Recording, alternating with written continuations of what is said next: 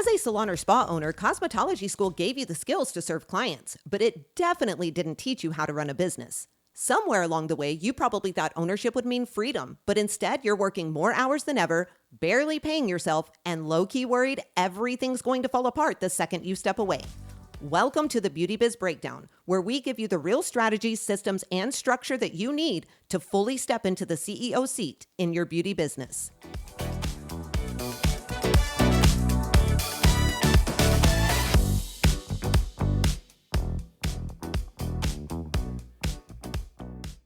Hey friends, welcome back to the Beauty Biz Breakdown, the go-to podcast for salon and spa owners who are ready to build a more profitable, more predictable beauty business. I'm Brie, and as always, I've got the amazing Chandra here with me today. Hey girl. Hello, hello. How are you? I'm good. It's been crazy in my house today. We have a sick chicken and the other chickens are beating it up. So I had to take it out of the cage and put it in my house. So now I have this rogue chicken just running around my house. And yeah, it's fun. That's so funny. I live in the country with all of the land. You live in town and you have the chickens. What is going on here? I don't know. It's crazy. Oh my goodness. Okay, well, with that being said, today's episode might get us into some trouble, so it's a good thing you made people laugh in the beginning. Honestly, it'll probably get me in trouble because I talk a lot more than you do, but you know what? I don't even really care because somebody needs to say the things that we're going to talk about today. I just think people have gotten way too soft in the beauty industry, in general, really, but I feel like everybody's kind of scared to say completely normal things that actually help people build their careers, and it's just insane. So before I start freaking people out, I'm not going to say that we are condoning salon owners that are being rude, that are being hateful, that are treating people like crap. That's not even close to what we're talking about here. We're talking about the basic standards, okay? Basic, that used to be common sense and how none of it should be controversial at all. But somehow we find ourselves facing that in 2026. Honestly, kind of blows my mind and drives me crazy. But salon owners are out here, Chandra, and they're walking on eggshells, wondering if they're going to get canceled or get called toxic or get beat up on social media. They're called controlling, unsupportive, whatever word people just choose to use or throw around that day. Educators, mentors, managers, even other stylists are kind of scared to tell the truth or to say anything either because they don't want any backlash. But the reality is, if you are helping someone build a lasting career in this industry, there are things that have to be said, period. There are standards that people need to understand and habits that people have to have if they want to make it. And in my opinion, you should not have to apologize for saying the truth just because somebody might not like hearing it. Chandra, you and I both came up in a totally different version of this industry. So before I start running my mouth through this whole list of things that I want to talk about, tell me if you feel or notice this too. Does it feel like people are just scared to say the normal stuff now? Oh, yeah. I feel like 100%. I feel like everything's all screwed up. Everybody's all doing crazy stuff and not, I don't know. It just seems like the norm is not the norm anymore, even though there's certain things that they need to be in place, you know? Absolutely. I said it earlier, but it blows my mind. Like when you have to sit and think about telling people certain things because you're scared that something bad is going to happen to you or your business or whatever, it's just absolutely ridiculous. But let's get into it and talk about some of the things that people freak out about that was just normal kind of back in our day. And we're going to start with one that is super, super simple, and that is smiling. Because apparently in 2026, telling someone in the service business to smile, it can get you canceled. And I wish I was joking, but I literally saw a TikTok the other day where someone was dragging a salon owner through the mud. And when I realized one of the biggest issues that they were having was the owner expected the team to smile at clients. I was like, are we even serious right now? I'm sorry, but if you work in customer service, a client should feel like you are happy to at least be at your job and to see them. That shouldn't be controversial. That should not turn into some whole internet debate about how nobody cares about your feelings. That shouldn't be something a salon owner is scared to say out loud. It is literally part of your freaking job. Smiling is part of your job. Here's the thing. The reason salon owners have to do this sometimes is because RBF exists. Like, let's just be honest, right? Let's just call it what it is. Some of us can be completely fine, in a great mood, not mad at anybody, and our face still looks like we are 2 seconds away from telling someone to not let the door hit you where the good Lord split you. That's just how it is. I sometimes have RBF, and I know I do. And so I understand it. The thing is, some of us don't even realize that we have that RBF. And when we walk around that way, clients kind of read it and they can read it wrong on your face. And so you have to be really careful. Somebody pointing it out is not somebody being mean to you, it's somebody trying to help you. You know what I mean? It's just absolutely crazy. Chandra, have you ever had a stylist or an employee or maybe even a friend who just kind of had, besides me, who just kind of had RBF that you've had to like, tell them, hey, you've got to smile a little bit? Oh, yeah. I mean, I have the same problem a lot, especially if I'm thinking about something. It's like that look on my face is nothing to do with anybody. It's just I'm deep in thought and I just look angry or something. But I mean, all the time. I mean, we actually have this as part of our protocol in one of our in our onboarding training is you even have to smile when you answer the phone because you can hear that through the phone. And so a lot of times I've caught stylists and a lot of, again, it's the same thing. Usually they're not trying to be grumpy. They're just not thinking about whatever it is, So their face has that expression. And we will tell them, we're like, what's going on? Why you look all upset? And they're like, what? What do you mean? I'm like, you look like you're just not happy to be here today. And so we always kind of check it at the door, whenever anybody seems like that. And we're like, wait, gotta put a smile on your face. You don't look happy. And our team's used to it because they know that's part of their onboarding. But I will say we've had people over the years that, they don't like to be told that they don't look happy, or they don't think it's necessary to smile, especially this newer generation. I feel like they don't want any interaction with people if they don't have to have it, most of them. And so smiling at somebody is like cringe to them. Like that's just not right. So I think it's hard lately for sure. Well, and I think one of the things that we have to think about is we all know what it feels like because we've all been a customer somewhere else, right? You walk into a business and maybe nobody's technically rude, but the energy's just kind of off. You've got people with RBF, people aren't doing anything. Nobody looks up and wants to help you. Nobody seems glad that you walk into that business. You can just feel that people that are working that they don't want to be bothered, and immediately you, the customer, you're like, why am I spending my hard-earned money here? And so we have to put ourselves in those situations. If you don't smile and make your client feel welcome at the salon, it's no different than you walking into one of those businesses. And just like you said earlier, I learned this a long time ago. Smiling, it really does help. I know people probably don't want to hear that, but it does. There have been plenty of days where I have not felt great. I was tired, I was irritated, I was stressed, distracted, whatever it was. But once I started smiling and I greeted the client and I actually stepped into the appointment, my entire mood started to change just because I put that smile on my face. I mean, I didn't magically become in this best mood ever, but it did change my mood enough just to feel a little bit better. Sometimes you smile because you feel good, and sometimes you smile because you need to get yourself out of whatever funk you're in. That is not being fake. That's being a professional. And that is one of the things that the younger generation says. Well, I don't want to be fake. I don't want to be fake. You're not. You are being a professional. I don't know. I just don't think telling people to smile is a horrible thing. And if saying that makes people out there mad, then honestly, that's kind of proving the whole point of everything that we're talking about. Chandra, when you are training your team, because you said that you have this in your training manual, how do you kind of go about having that conversation in a real, honest way with every single person that comes into your business?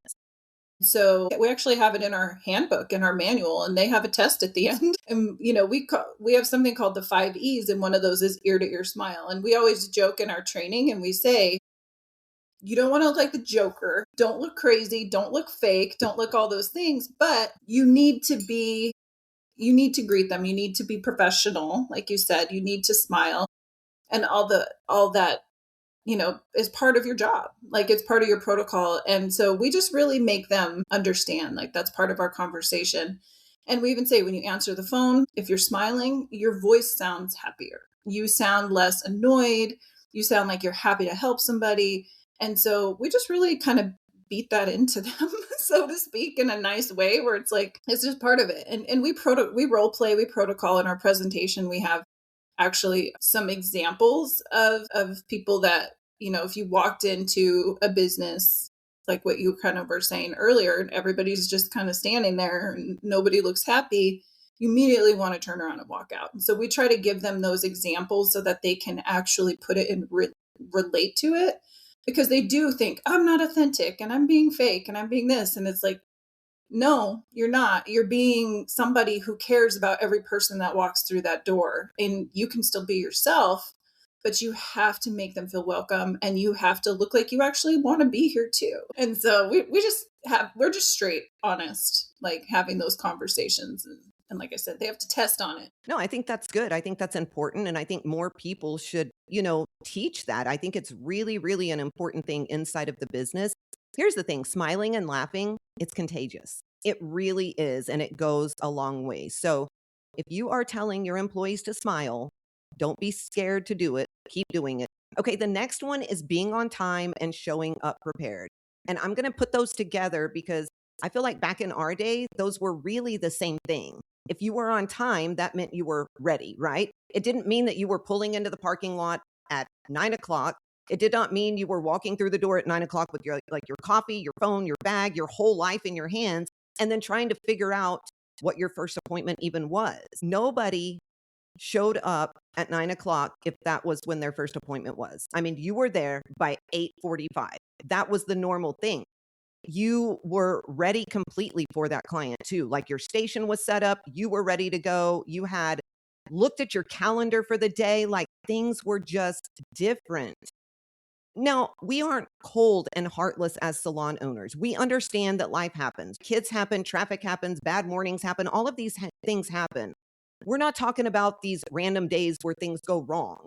We're talking about the normal days where you are just supposed to arrive, be ready at the right time, and do what you're supposed to do. I know people probably don't want to hear this, but if it takes you 10 or 15 minutes to get yourself together, then that time needs to happen before the appointment is supposed to start. That's how it should be. And your employer asking you to be there 10 or 15 minutes early, that's not abuse in any way, shape, or form. That is not some old school salon owner trying to run your freaking life. I'm telling you, I came up with every single one of these things from TikTok and Instagram videos that I have seen lately of people complaining about their salon owner. This is how jobs work.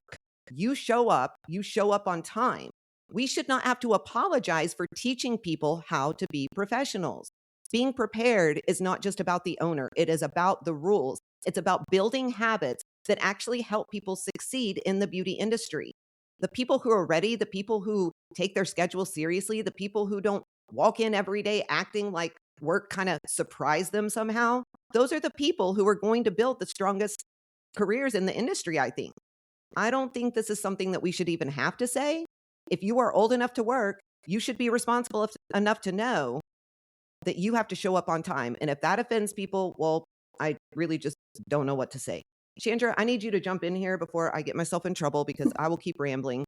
Because people know the difference between arriving and being ready. They know.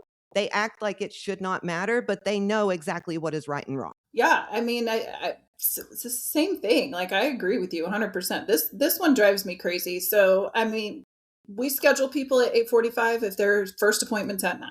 Like, that's just it. And they have to be there. If they don't come at 8:45, they get written up. And I think as the owner, you can't be afraid of that, because if people are rolling in late and they don't take that standard in their own self, then they probably aren't a good fit for your business if that is your standard, right? And I think that a lot of people, because our industry is so weird, I mean, you can have independents, you can have people that work in salons, you have these salons that have all these different rules. I get it. Like, there's a lot of weird stuff. And I think that people in our industry, even in commission salon stylists, tend to think like they're independent sometimes, and they want to just do those things on their own, and that's how they want to work and how they want to do it. But what they don't realize is, even if you're independent, if you leave your client sitting there for 20 minutes while you get yourself together, you're going to lose clients. Like you're not going to build. So no matter what side you're in or how you do it, you have to have professionalism. And if your client's appointment is at 9, you start the appointment at 9. So if you can't get yourself together, then there's a problem. And I don't think people should be canceled for that. And I think it's hilarious that anybody feels like that's abuse, because that's just completely bonkers to me. It's like, it's just professionalism. You want to make a lot of money? The people that make a lot of money do that. And if you don't, then you can be like the struggling stylist. Couldn't have said it any better. That is exactly how I feel about it. Okay, the next one that comes to mind is work ethic and availability. I think this is probably one of the biggest places where I feel like people are going to get really, really mad, but it kind of is what it is. For those of us that grew up back in the day, availability and work ethic was everything. We freaking hustled our booties off. We worked evenings and nights. We worked every single Saturday and sometimes on Sunday. We stayed late. We took every client. We said yes way more than we said no. We did model calls. We passed out business cards and flyers. We personally followed up with everyone. We literally did whatever we needed to do because we were trying to build something amazing. And now it just feels like nobody wants to work anymore. I know people hate when anyone says that. Like, I get it. But my gosh, it's true. People want a full clientele. They want the dream schedule. They want the 6 and 7 figure income, the freedom, the flexibility, but they don't want to go through the part where they actually build the demand for it. They want the end result without having to do the things that create that end result. And I'm sorry, but that's just not how the beauty industry works. It's not how life works, really. If you are brand new or rebuilding or moving salons or changing specialties or trying to grow your business, you probably are not going to have the perfect schedule right away. You are going to have to be available when your clients are available. That is simply the truth about what building a career in this industry takes. Now, before everybody out there gets it twisted, I'm not saying people should work themselves into the ground either, because I think that we did that a lot back in the day. You know what I mean? We missed every family event. We never ate. We worked when we were sick.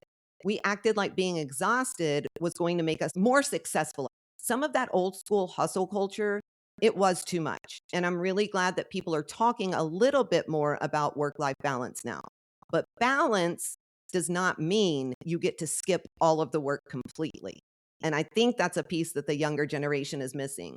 I also think this is where salon owners are kind of losing their minds right now, because we are trying to help all of these people build their careers, but nobody wants to hear the truth and nobody wants to do what it's going to take.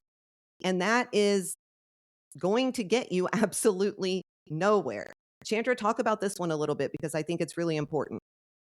Yeah, I mean, I think it's true. I think this new generation of stylists or service providers, whatever you do, they have this mentality. And to some degree, I envy them, because I do think they do prioritize, their self-care and their, taking time and things like that more often, which I think is healthy. And I think that that's good. And I think that, you can tailor your salon to sort of meet where these people are. And that's kind of what we've tried to do. We have a level system. You can love them or hate them, but they work if you do them right. And when our stylists get to a certain point, they get more flexibility. That's how it works. Like you said, you hustle, you work hard, you bust your butt, you build your business. Then you can tailor your business to what you need it to be. You want to work less? Fine. You can do that, because now you have the business. You can change your schedule. You don't have to lose your income. You can alter things. But you can't just have that. And I think that's where they come out of school, and even beauty schools, I think, are telling them that this is what's going to happen, because we have people that come out and then they blame us, the salon owner, like it's our fault that they're not, where they think they should be. And it's like, nope. In our salon, we are very, very upfront with, this is a give and take from both people. Our responsibility is to help you. We support you. We help put clients in your chair. We give you the tools you need. You have to do the work. And so we definitely ingrain that in them. Again, part of our onboarding process. We call it drinking the Ohana Kool-Aid, because you better drink it and be part of what our culture is, or you don't work here and you can, good luck, go try to do this on your own, because we give everybody so much help and support. And that's what I think stylists don't realize. They think the owner's just being mean, when actually the owner's trying to help them make money. Yeah. I hear the word toxic a lot. I think people think that that makes an owner or a salon toxic, and in no way, shape, or form is that accurate. I also think social media has made this so much worse because everybody sees the freedom part. They see the beauty professional working 20 hours a week, making really good money, taking vacations, doing all of these things, but they never show or tell the unglamorous stuff that actually helped them build that career. Social media, I think, has done such a disservice. And I know I've said this on this podcast before. I think there are some great things about it, but a lot of times I think that it is more fake than it is real in a lot of ways. But people take it like it is Bible, like it's truth, right? Like it's nothing but truth. And I actually hate that for the younger generation because a lot of times I think, I'm not saying they're dumb, I just think they have a hard time seeing the difference in reality and all of those other things. I don't it's not horrible by any means to tell someone that they may need to work more if they want to grow. A lot of times we will have people in our salons telling us, "Look, I want to make this amount of money. I want this type of schedule. I want, to buy this car or do whatever." And so, as a salon owner, our only thing to tell you is, "That's amazing. We will help you, but you are going to have to work this schedule in order to get there." Because there's only so many hours in a day. You can only charge so much, and the math has to work out. If it doesn't work out, then you're going to be in trouble. Chandra, how many people do you think in this day and age, the younger generation, understand the math part of it? But they don't understand it at all. And that's part of what we do is we, like you said, we sit down with them, we find out what their goals, their dreams are. And then you can tailor the schedule and what they need to bring in revenue to meet those dreams and those goals. And 9 times out of 10 when we do that process with them, they're shocked. I think they just think that, you can just buy a house once you start working. I have a job now. How do I just buy a house? And it's like, no, you actually have to make money. You can't just be working some job that don't make any money. So I don't think they have a clue how the math is. And I think that's a big problem in our industry as a whole, to be honest, because they don't understand why the pricing needs to work a certain way. They don't understand why, product cost or their commission should be, 60, 70%. And it's like, you don't understand the math. Like if you paid somebody that much, the salon would just go out of business because it's not like the owners are trying again to keep things from you, but you think that that's what they're doing and you have no clue how expensive it is to do these things. And so I think our industry as a whole, when it comes to their income, when it comes to running business stuff, they don't have a clue how much they need. Yeah, I agree with that 100%. And I think salon owners, this is kind of off topic, but they do themselves a disservice because they're not even showing their team those things. It's okay to make your team understand where that 50% that you're taking is going. You know what I mean? It's okay to be honest about that and let them see. I don't know why salon owners are so scared like that. I saw a video the other day. This girl was ranting. It was nonstop. And she was like, "Well, I guess my salon owner is just going to buy a yacht with the money that she's stealing from me." And I'm like, first of all, she isn't stealing. Second of all, if you want a place to work, that money has to be taken to pay the bills. I can promise you she is not pocketing 45, 50, 60% of your money. In fact, she probably isn't pocketing anything because something that we see is that salon owners, they don't pay themselves 9 times out of 10, maybe for performing services, but not for running the business. Right, Chandra? Yep, almost all the time. So get over it. Okay, so we talked about this one a little bit earlier, but I think appearance is another one that will really get people fired up. We talked about showing up on time, being ready, but it blows my mind that people show up the way that they look sometimes. When we started, you didn't roll into the salon looking like you had just cleaned the house or crawled out of bed 5 minutes before your first client, right? Your hair was done, you had a cute outfit on, your makeup was done. Half the time, we were actually wearing shoes that made absolutely no sense for standing behind the chair all day, but we still wore them because we wanted to look good. We wanted to look professional. That was just part of the beauty industry. But anymore, if a salon owner says, "Hey, this is our dress code," or "Hey, we need the team to look put together," or "We need to look more professional," people act like they are being personally attacked. Like having an appearance standard is some wild controlling thing. And I'm sorry, but no, that's not how it is at all. If clients are trusting you with the way that they look and the way that they feel, then it should not be crazy to expect the people doing the services to look like they put some effort into themselves for a second. And can we also talk about the fact that some things are just not appropriate for work? Okay. Shorts, skirts that show everything when you bend over. No. Shirts where your tatas literally fall out the second you lean over the shampoo bowl. Also, negative ghostwriter, like, no. And I can already hear it. Somebody's going to say, well, that's just my style.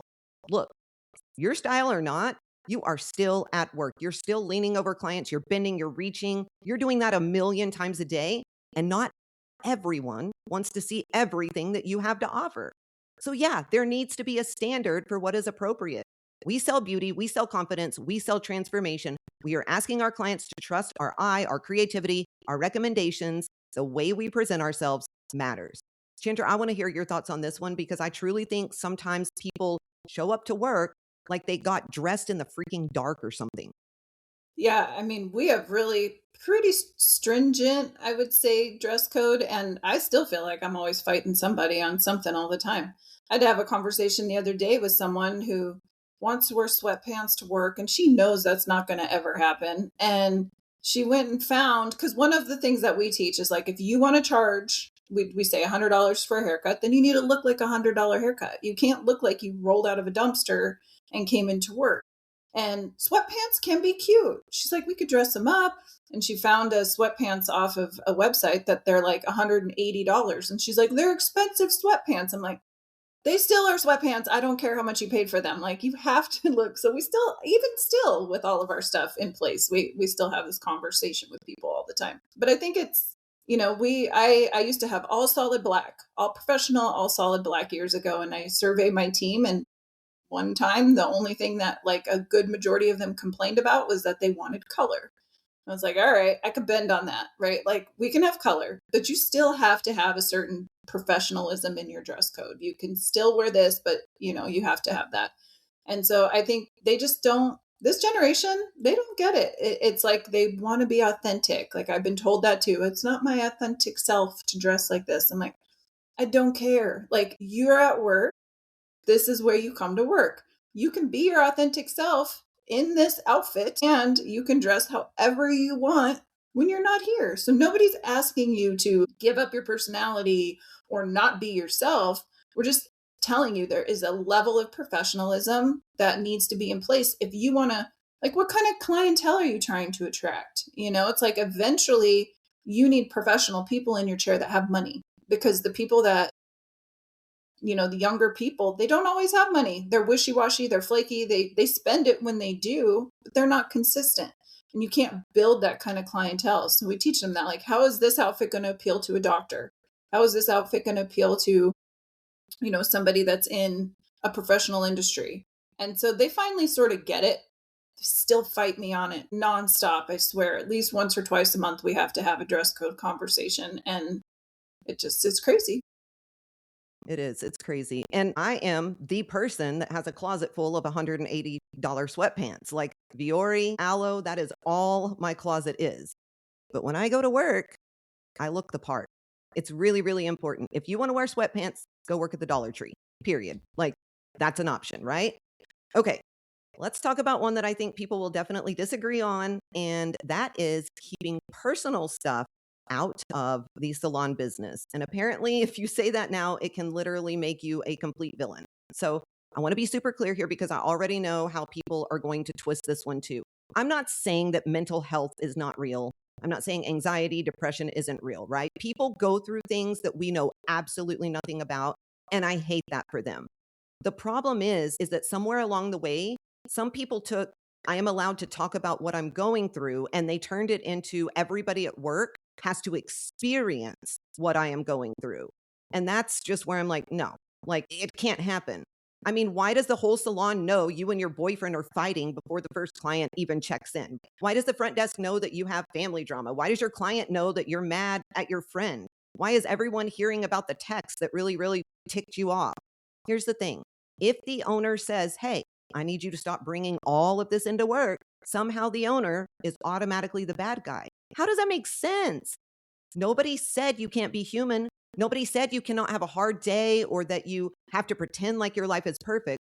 All that was said is this cannot become the soundtrack of the salon every time you clock in. There's a difference between being honest about what you were going through and making everyone at work deal with you and your problems all day long. There's a difference between saying I'm having a rough day and turning every client, every coworker, every assistant, and every front desk conversation into like a miniature therapy session. That is not what work is. And I know that I say things very blunt sometimes, but come on, people. We are in the service industry. People are paying you to take care of them. They are not paying to take care of you or to hear the whole backstory of why you're irritated today. I don't know. I'm just going to say this. I do think an owner should be able to say, I care about you, but I need you to keep this stuff off of the salon floor and out of the business. And when they say that, I do not think they should have to say it 580 different ways and say it very softly so people don't get offended. I just don't think that's how it should happen. It's a normal thing to say. It's a fair thing to say. But I'm telling you, Chandra, nowadays, it drives me nuts. You can't get away with it. Owners aren't trying to be mean. Sometimes they are just trying to say, you know what? Chill, like chill just a little bit. How do you feel about this one? Yeah, I mean, same exact thing. I think there's a time and place for everything. If we tell our team, like, if you got something going on, if you feel like something's weighing heavy on you, come in the office and talk to us about it, or, talk to one of the leads or something like that. You don't spread it throughout the salon. And we're very open about how that kind of toxic, you know, conversations or mood or energy, it really does affect the whole team. Like when we've had somebody that's doing that, I'll get like 20 complaints from team members like, this person's in the back and they're complaining again and I just can't take it anymore. I'm sick of hearing about it, and it's like it brings everybody down. When you come to work, it's not about you anymore, right? And that's where I think they forget. Like they think everything is about them all the time. And it's like when you're at work, it's not about you. It's about what you're here to do. It's about what you're doing behind the chair. It's about how you're taking care of your client. We have a huge support team. We had to deal with something similar to this recently with two newer members who are very young. This is their first job. And there was something that happened and she was talking about it on the salon floor. And I'm like, can't do that. She's like, but she's my friend. And I'm like, cool. I'm glad you have a friend. And I'm glad you like to come to work and work with your friend. But you can talk about this with your friend out of these walls, like actually out of the parking lot, actually go somewhere and talk about it. And so she was like, okay, I get it. I'm like, it's just not appropriate. I'm not trying to be mean to you. I care about you guys. I want you guys to be happy here. I don't want anybody to feel like they walk on eggshells, but there's a time and place for certain things. And this is the place where we're trying to do business. And that's a tough one. It is a tough one. It's so funny. When I was like thinking about these things, I kept thinking of one of our BBA members, and you're going to know exactly who I'm talking about. But she has this issue with one of her employees constantly. Like this employee will bring up talking about duck crap on their shoes every day to employees that you know who I'm talking about. And it made me start laughing so hard. You guys, like, come on.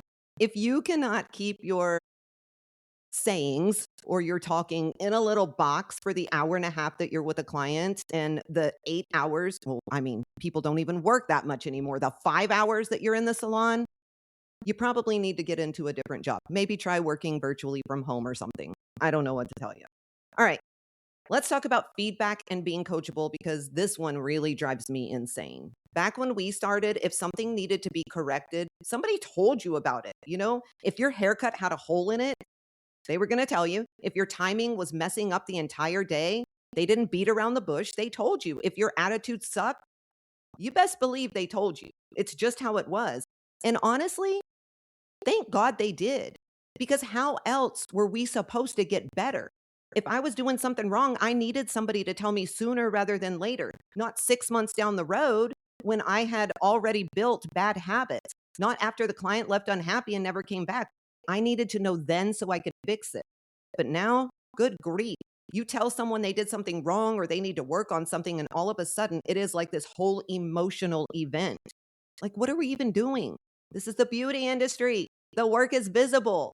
It's literally walking around on someone's head or skin or nails or whatever it is. So if something isn't right, or if you need to be better at something, somebody has to be able to say that to you. That is not bullying.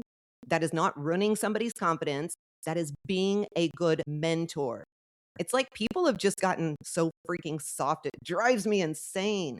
We cannot live in a world where every correction becomes this pity party of, well, they made me feel bad and they hurt my feelings. Welcome to the real world. Yeah, sometimes feedback doesn't feel amazing. Nobody loves hearing that they missed the mark, but feeling uncomfortable does not automatically mean someone did something wrong to you at all. Not even close. I mean, we had to hear things we didn't want to hear at all, right? We had to stand there while somebody looked at our work and they were like, mm-mm. I remember having a mentor that was like, that completely stinks. Like, you really screwed up. And then I figured it out and I made sure that I got better. I didn't cry about it in the corner. I practiced, I watched, I asked questions. I got really, really good at my job. And I'm going to tell you this, I grew thicker skin because of it. Now, don't get me wrong. I'm sure some owners have handled things like this the wrong way, but not every owner does. I don't know anymore. It just feels like people want all the praise or everything super sugar coated and none of the correction. They want to be amazing without anyone telling them what actually makes them amazing. And I'm sorry, but once again, that's not real life. It's not. Okay, Chandra, what do you have to say about this one? Because you and I both got corrected many times. You know what I mean? And guess what? We survived. We're still here. And somehow didn't need a support group or feel the need to bash anyone because they told us something. I just don't understand. Yeah, this one's a hard one for me because I think over the years with having so many employees, I'm not trying to say I'm not mean by any means. And we tell our team like, hey, when you work here, like we're going to coach you. Like we're right up front with it. Like it's something our goal, but we tell them our goal. Like we're not mean at all. Our goal is whatever, if they want to make $100,000 a year, my goal for you is for you to make $100,000 a year. I know how to help you do that, but you have to listen to me. And that's like where we've gotten. And I will tell you guys, salon owners out there, if you want one tip that I has worked for us to avoid having so many of these problems, because I think a lot of salon owners end up building their whole team with the people that cannot take the feedback. And then you end up with a huge disaster. And so when we do all of our hiring, everybody comes in for a technical interview and every single person gets coached at some point during that technical interview. And if they get mad, we don't hire them because we realize immediately that they are not coachable. And you can tell when somebody's face changes, they may not get mad at you, but you can see instead of like staying kind of calm, or even if they get nervous, I'm okay if they get kind of nervous when they get coached, but then you can see how they course correct and you're like, I want you to try to do it like this, or I want you to try this, or let me show you something that we do and see if you can, have you do this. And how they react to that is what tells us pretty much now any new service provider that we hire. Because if they have a meltdown, if their face changes and you can tell they get mad, that person is not going to work. Like I can just hands down now going forward. Maybe that's not true all the time, but that's one tip that I've tried to avoid, and it's worked pretty well from this point forward. We haven't had too many problems with that lately. No, I think that's awesome. I think that's really, really good. I am just baffled at the amount of people that are not coachable and that cannot take criticism or feedback anymore. I feel like the world that we live in, that's all it is criticism and feedback. And I wonder how some people even live in this world in this day and age. I mean, people have always been critical. We're human beings. We're going to be that way, but I feel like it gets worse and worse and worse all the time. So I don't know. You have to be coachable. You have to be able to take correction. And if you can't do that, you really need to look inside yourself and figure out why, because you aren't going to go far in life when you can't do that. Look, I know this episode is probably going to rub some people the wrong way. I get it. I know somebody's going to hear pieces of it. They're going to think that I'm harsh or that we are ridiculous or whatever else they want to call it. But Chandra and I, we really don't care because it's gotten out of control and it has to be talked about. It has to be said. People have gotten so scared of being canceled that now we are acting like basic standards are dangerous, and they're not at all. The beauty industry is not helping people by pretending every expectation is offensive. It's not helping anyone build a real career if nobody can tell them the truth anymore. Some of the same standards that people want to cancel now are the standards, like I said earlier, that helped a lot of us get better, grow thicker skin, serve clients well, take corrections, work hard, and actually last in this industry for decades. Now, I'm not saying every old school thing is right. There are rude owners out there. Some people are mean. Some people take things way too far. Fair enough. We know that. But I am so tired of people acting like the only option is either being a jerk or having no standards at all and completely keeping our mouths shut. Because those are not the only two options. You can be kind and still tell the truth. You can care about people and still expect them to do their freaking job. You can support your team and still say, this is the standard here. And if somebody gets mad every time a standard is held, maybe the standard is not the problem at all. Maybe it's the person. So if you're a salon or spa owner and you're out there listening to this and you feel like you are walking on eggshells in your own business, please hear us. You are allowed to lead your business and your team. You're allowed to have expectations. You're allowed to say the thing that needs to be said. You do not have to become harsh, but you also don't have to become silent just because somebody might not like the truth. We have to get back to the reality in this industry and honestly in this world. I mean, it's crazy. Some changes are good, but some have swung so far in the opposite direction. It has made normal leadership, normal accountability, and normal business standards almost impossible. Chandra, jump in here before I keep ranting for another hour. Are we crazy or have people really made it this hard for owners to just run their businesses? I think people have made it this hard for owners. I mean, I know from people that I've hired that are trying to constantly like push the envelope or think we're being ridiculous by some of the things that we have. But I think as an owner, like if you're really coming from a place where you truly want every single person that works for you to be successful, where you truly want your business to thrive and where you're in it for everyone, which I know majority of owners are, and that's why we have so much heart and it's so hard for us to run these businesses, right? And I think you really need to have those conversations with your team. I think owners, not only are they afraid to have the conversations of, setting the standards and keeping people accountable, they also sometimes seem afraid to actually have the conversations of how do you help your team and how do you get them to go where they need to go and give them that path and show them this is how you get to 100,000. This is how you get to 150,000 or 200,000, whatever they want to make. You need to be that person to help them. And I think once they see that alignment, they don't think the rules are as crazy because they start to understand, okay, yeah, I might think this is dumb, but I'm just going to do it and follow along with this person because they want me to succeed. And I think making sure that your team knows that as well is the flip side, right? And so I think a lot of owners forget that part and they just get mad that nobody's listening.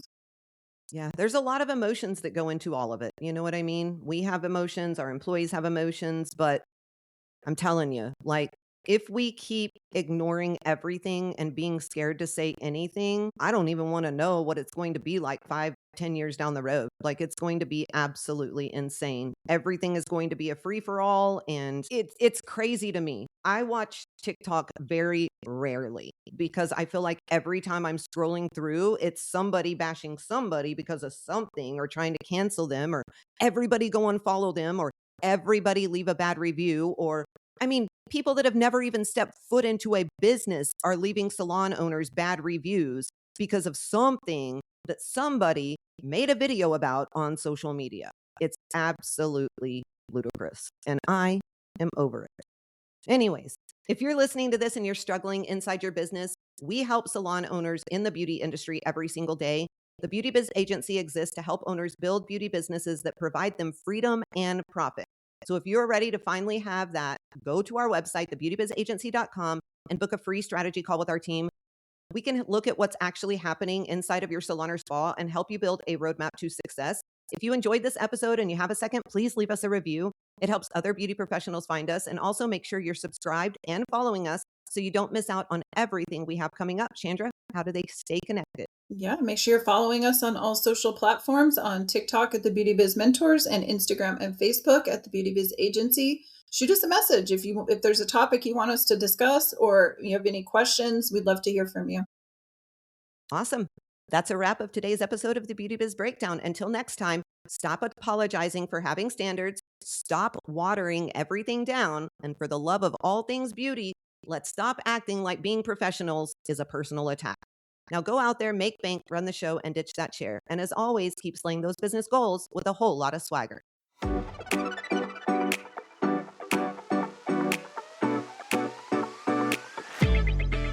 If this episode lit a fire under you, don't just walk away and let it die out.